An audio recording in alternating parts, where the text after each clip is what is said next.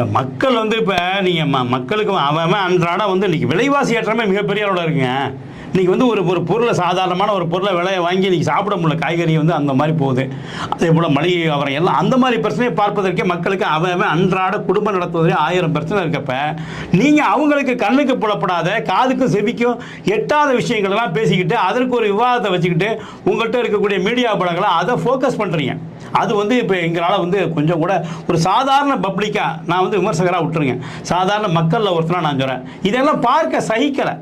இதை விட்டுருங்க, ஆப்டிமிஸ்டிக்காக யோசிங்க, பாசிட்டிவாக என்ன பண்ணலாம் அந்த மக்களுக்கு, உங்களால் என்ன பண்ண முடியுது, அவங்களால என்ன பண்ண முடியுது அப்படி யோசிங்க. இப்போ திமுகவுக்கு இன்னும் 1.5 ஆண்டுகள் தான் இருக்குது. திமுகவோட ஆட்சி காலம் கிட்டத்தட்ட வந்து 2026 முடிய போகுது.